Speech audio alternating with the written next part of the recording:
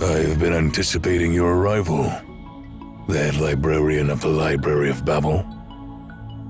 Pleased to meet you. This old one is Yuan Quan of Weishe. I didn't expect the new leader of the Emayan sages to be this young.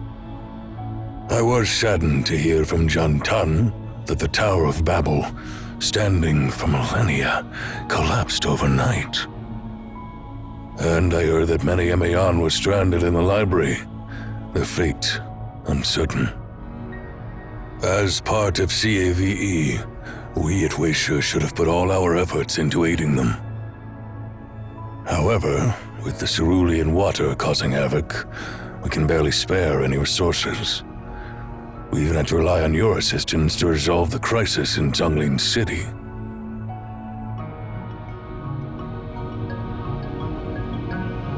I've received reports. While the crisis there has been resolved, it appears that you've extended the Library of Babel, or at least a part of it, into Qian's domain, head librarian. According to the report, the time in Zhonglin City has been cut off from our main timeline and trapped in a static temporal realm. Given the circumstances, I believe the only factor causing this phenomenon is you. Master Yuan Quan, are you doubting our head librarian? No, I believe you harbor no ill will, and I appreciate your help, even if you may not fully grasp the extent of your abilities. The source behind this must be an anomaly, considering all the CAVE members present in Zhonglin City at that time. It's logical to attribute it to the Library of Babel. After all, only that enigmatic library could exert such influence over space and time on such a grand scale. While the Tower of Babel has collapsed, its connection to our world appears intact.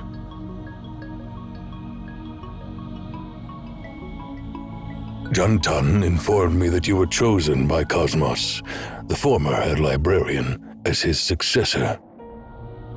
The decisions of the Emayan sages can truly be elusive. Nevertheless, the detachment of Zhonglin City from the main timeline offers us some respite. I appreciate your aid and regret not being able to reciprocate at present. Once the cerulean water crisis is lifted, Weishe will do everything to help in the aftermath of the tower's collapse.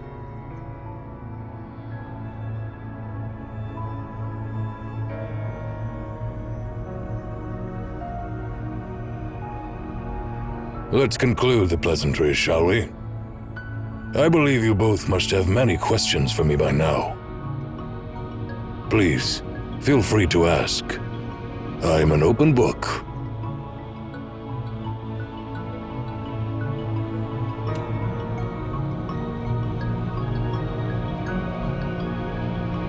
An excellent question. He is known by many names. He has roamed far and wide, crossed paths with countless individuals, and left his mark on many lives. If I were to mention a few, you'd likely recognize them all. However, it's his original name that I believe intrigues you the most. Because without his deeds, we wouldn't be having this conversation now. Feng Lin's true identity is the very architect of this palace, this city, and even this realm beneath our feet. Jixia, the first emperor of Qian.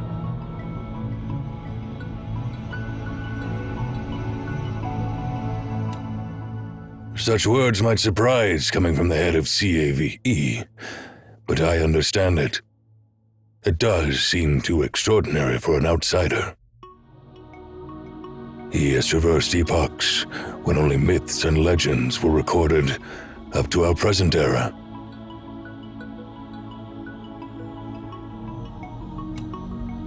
Another excellent question. But I can't claim to have all the answers. We're confronting an opponent whose history rivals that of Tien. Whatever he aims to achieve, I wouldn't be surprised by his vision. One thing is certain. Jisya is hatching grand schemes. Petty targets won't pique his interest or be worth the effort he has expended. We will do everything in our power to thwart him.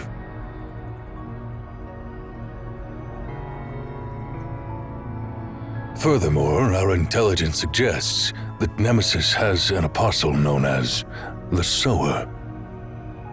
And all clues indicate that the Sower is none other than Jisya himself.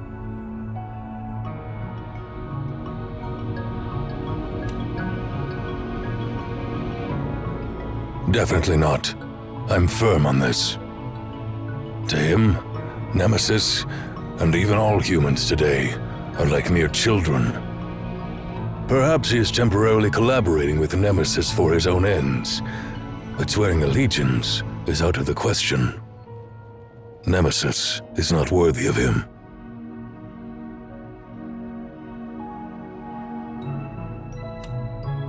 That requires further investigation. However, given CAV's recent setbacks in such a short span, it's hard to overlook the potential connections. I have a feeling, even if we resolve the Cerulean water crisis, Nemesis likely has other plans in motion. But, well, that's a concern for later. Let's concentrate on the present. You journeyed all the way here from Zhonglin City. Have you noticed anything intriguing? I'm curious to hear.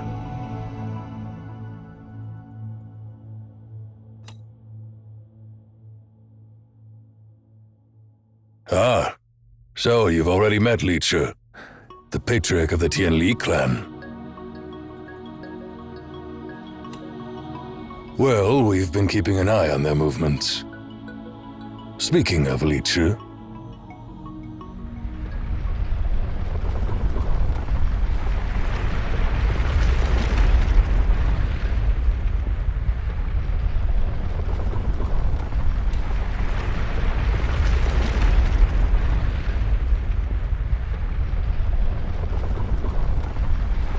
Xin! Ming! Protect the head librarian and Master Yuan Chuan.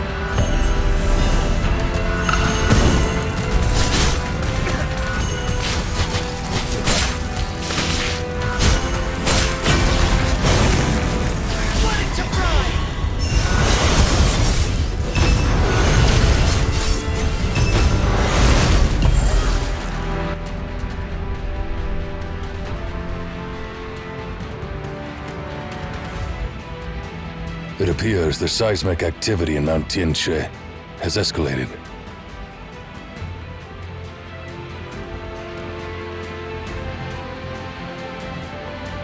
Your Excellency, due to the seismic disturbances, we had to pause our repairs on the dam, and we lost a crucial supply kit during the chaos.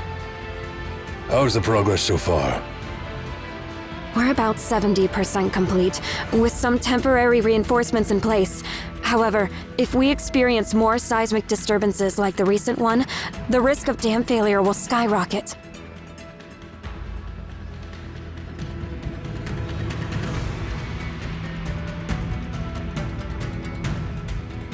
The supply kit contains vital testing equipment.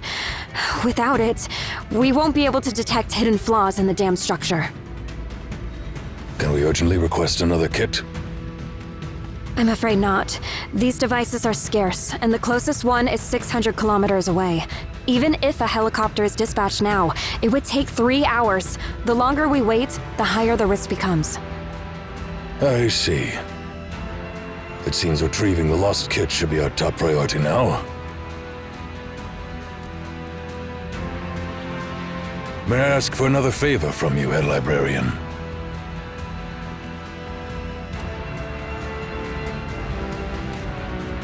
Tell me more about it.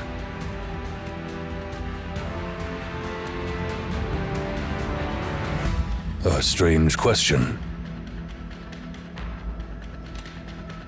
Well, I apologize for the confusion. It's not that the question itself is strange, but it's odd that you're asking it now.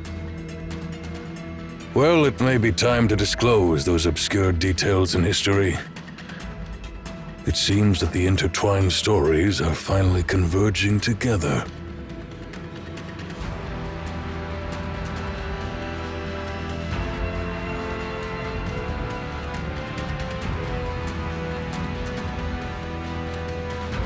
Don't worry. I'll share the whole story, but it's a long one, spanning more time than I can explain in a moment.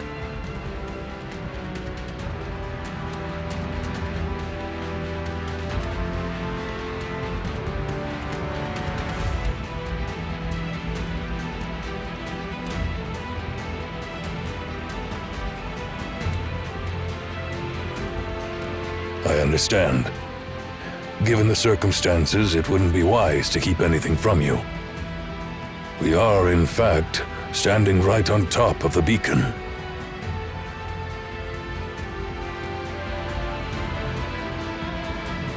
It lies directly beneath us, at the very bottom of Tianchi Lake. Throughout the ages, we've referred to this beacon as the Dragon Pillar. I need your help in retrieving the kit, because it contains a crucial device that temporarily restricts the beacon's influence from spreading.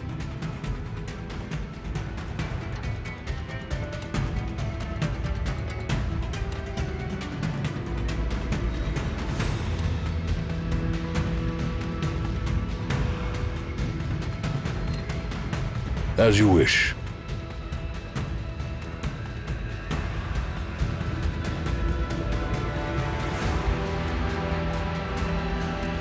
Master Yuanchuan, this is something that Qian and we at Weisher should handle internally.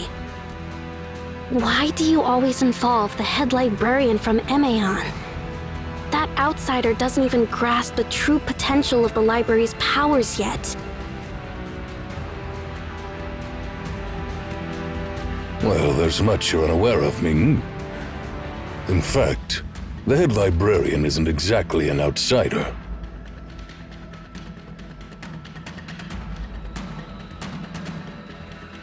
Even if we disclose these ancient secrets to the head librarian, I doubt the Emperor would object, given his open-mindedness.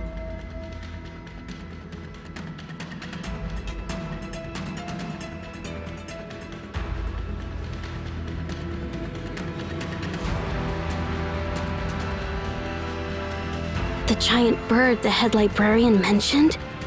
Could it be?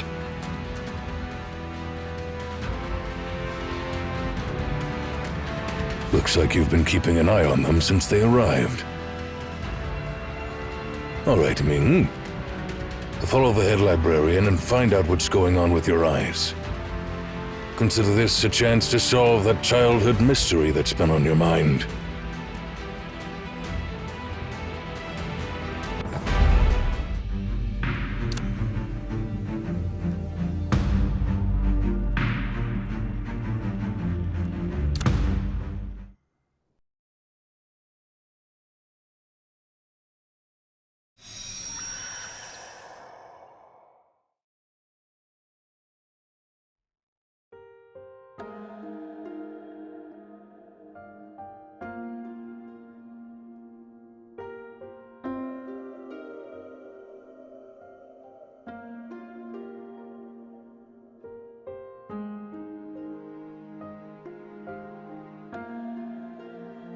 So, our dynasty will be known as Xia, right?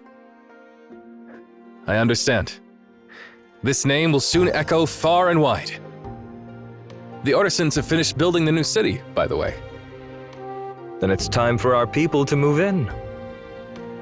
Sure. There's one more crucial thing we need to discuss. The founding of a kingdom is unprecedented. Naturally, it deserves a grand ceremony that will be etched in history. Yeah, fair point. I trust you to handle that, Brother Sanglo. Yes, Chieftain. By the way, are you still calling Jisha as your chieftain? Unifying the world like this is no small feat. Whoever achieves that deserves a grander title. Like a grand title such as Lord of Weaponry, perhaps. Absolutely. To be honest, I've been thinking about that recently. But none of the existing titles seem befitting for this momentous occasion. Therefore, I've come up with a new term.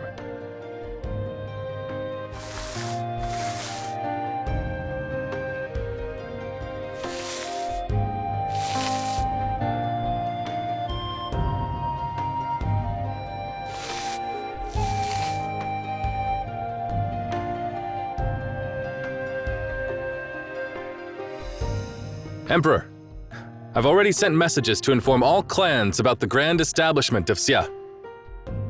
I've also planned out the appropriate ceremonies, rules, dances, and music. The Tianli craftsmen are working day and night, making tripods, utensils, bells, chimes, and other ceremonial and musical instruments using cerulean crystals. And please take this as well.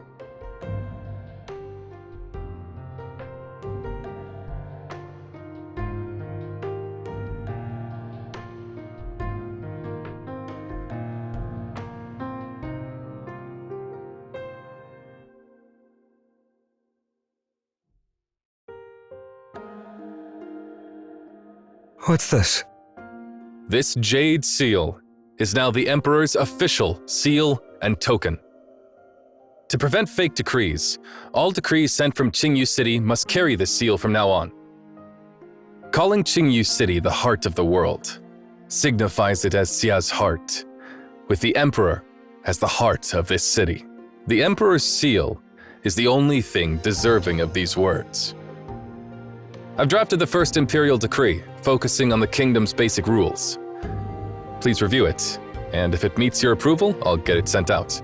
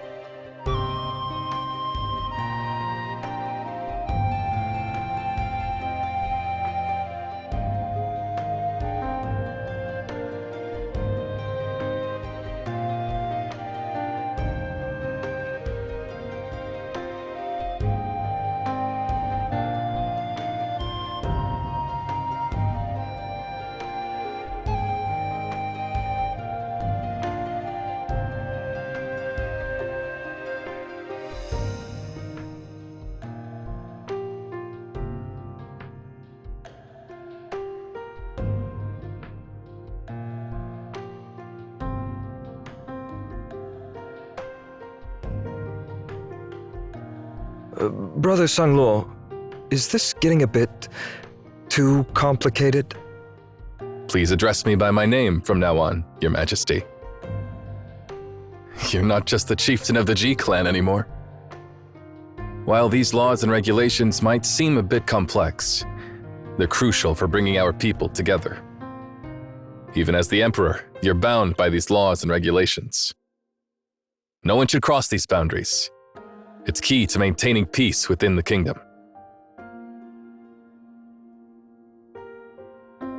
I understand.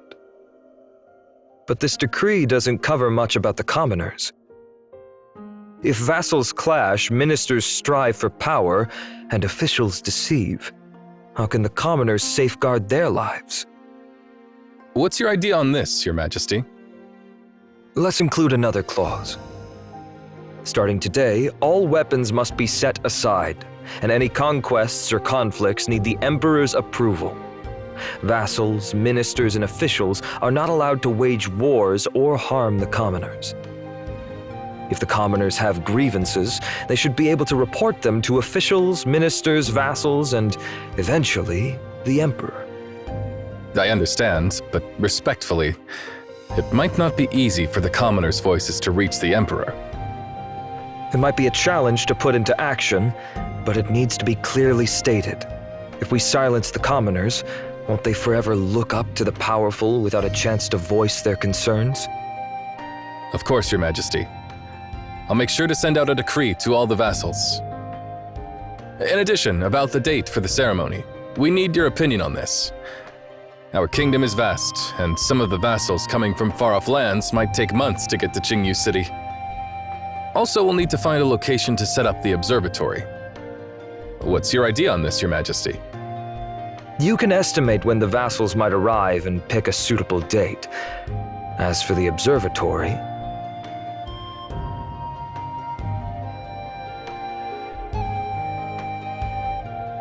we'll build a bridge over that waterfall. The palace is too far away from the common people. If the Emperor always stays inside the palace, how can they truly grasp and rule over the kingdom? If we build a bridge on the lake, the Emperor will be able to see the people, and vice versa. I'll get the artisans on it right away.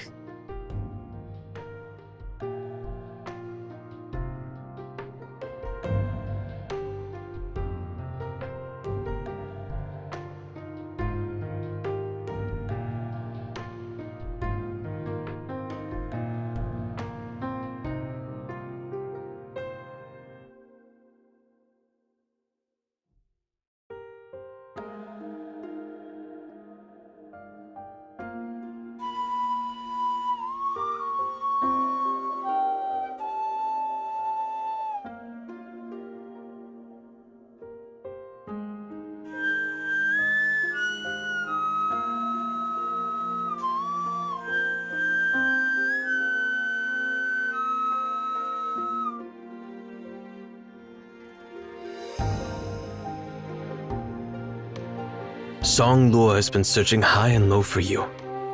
So you're here for some peace and quiet?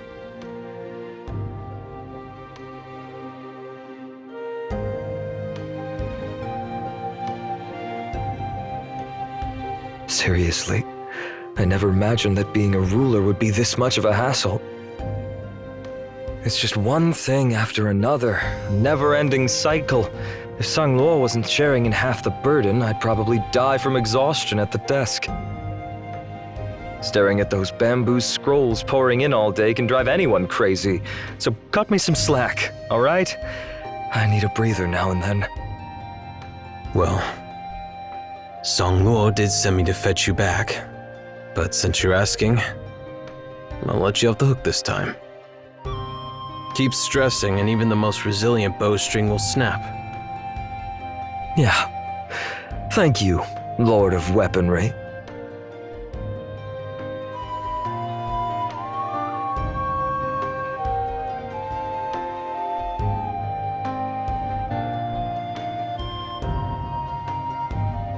Stop it. What on earth is that noise?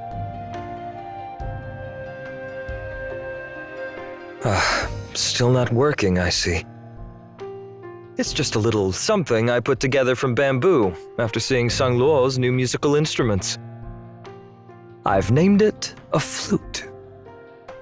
Is it supposed to make those terrible noises like you did? No, I just haven't quite figured out how to play it yet. Musicians use instruments like this with holes too. I just need to master the technique.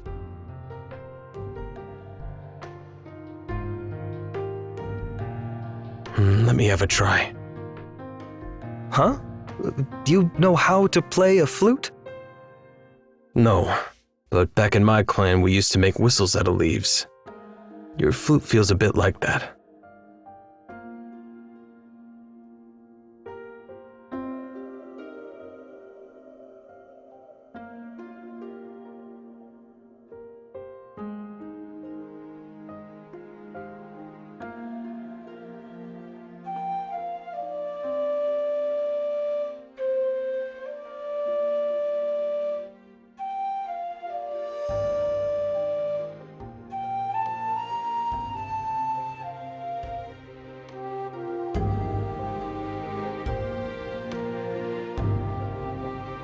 Is this really that incredible?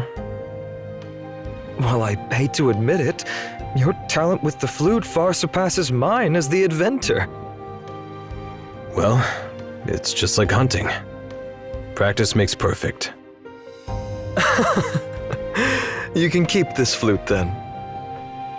Just play it. It's rare to have some leisure time like this.